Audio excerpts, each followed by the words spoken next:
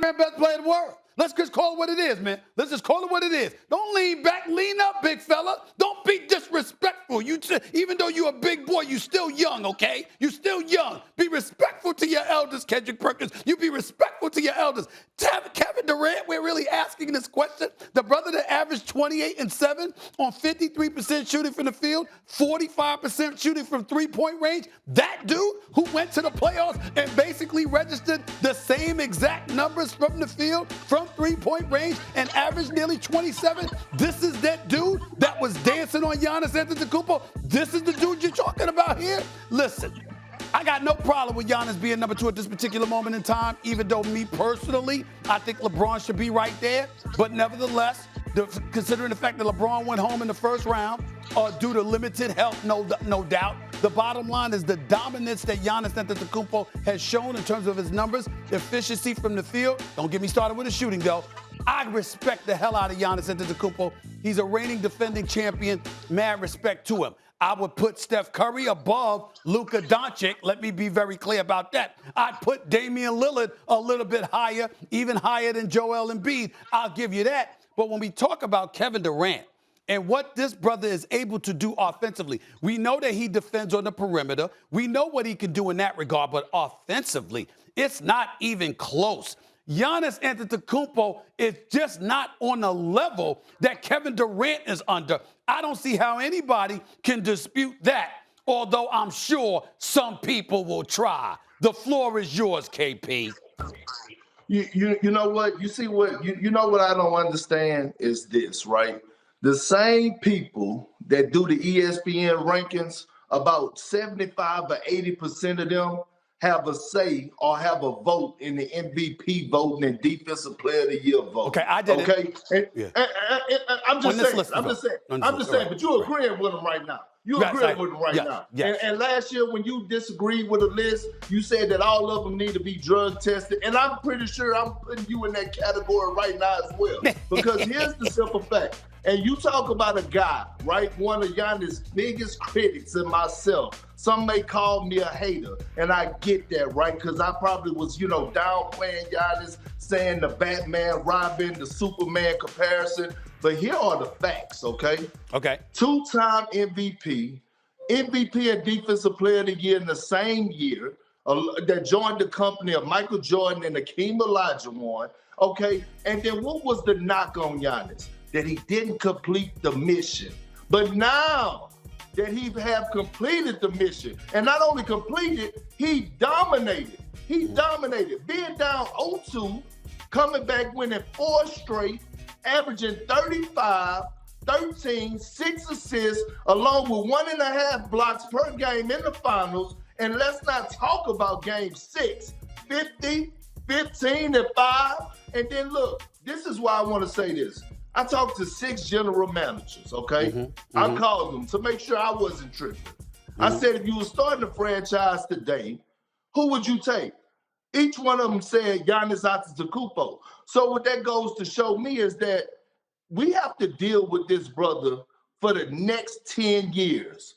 6 of those years, he's going to dominate the league and be the most dominant player, which might put him in the category of being the best player in the league over the next 5 or 6 years. The last 4 of those years on the back end, he's going to have a really good 4 years. So we have 10 years of dealing with Giannis Antetokounmpo, a guy that possibly could win the MVP every single year. We don't get bored with the process. Okay. So right now, after Giannis won the championship along with the Finals MVP, I think it's only fair to start the season off with him number 1. Well, first of all, we ain't going about fairness. Fair is a place where they judge pigs. It doesn't exist, okay?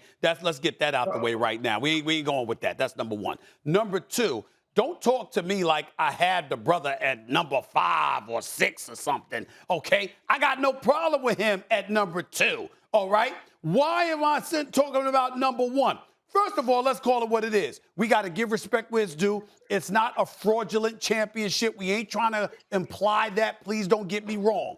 But if Kyrie Irving don't get hurt, ain't none of us believing that Milwaukee winning that series. We believe that Milwaukee goes down. All right. I will remind you, in the previous game before Kyrie went down, or I think it was a couple of games before, They were down. Milwaukee was down by 49. Okay, what about 49? With James Harden hobbled, and Kyrie and KD were putting on that kind of show. Let me finish. We got a situation where basketball-wise, we're talking this, and I know I'm talking to a champion, so ain't nobody right. And by the way, I come to your defense totally because you're not a hater. You just calling it like you see it. Don't worry about them damn fools. They're going to talk about you because you making noise in a right way, and that's what it is, all right? But that don't make you right in this particular situation. KD offensively has no limitations. Giannis was very limited. Now, you can bring up the finals numbers. I can bring up the fact that all you were going against was DeAndre Ayton. Dario Saric wasn't a matchup, and he got hurt, and he was out. So Frank Kaminsky was backing up DeAndre Ayton. DeAndre Ayton got to worry about foul trouble, had no help on the interior. Giannis Antetokounmpo was a big boy, put forth big boy rules, and just muscling them and doing what he's supposed to do. Mad respect. But his perimeter game is limited. It's not even in the same stratosphere as Kevin Durant. And I don't know what GMs you spoke to, and I'm not doubting that you spoke to 6 of them, but they were 6 different GMs than who the hell I spoke to. Because I didn't speak to no damn GM that said they would take Giannis over Kevin Durant. Oh, hell no. Hell no. You know what? I'm so glad that you brought up the Jokic. I'm so glad that you brought up DeAndre Ayton and what Giannis did to him. Because when did DeAndre Ayton put the world on notice? I'm going to tell you when he put the world on notice. When they had to go against the Denver Nuggets, okay, and he held his own, and some would say with the eye test, he outplayed Jokic, okay, the MVP of the league.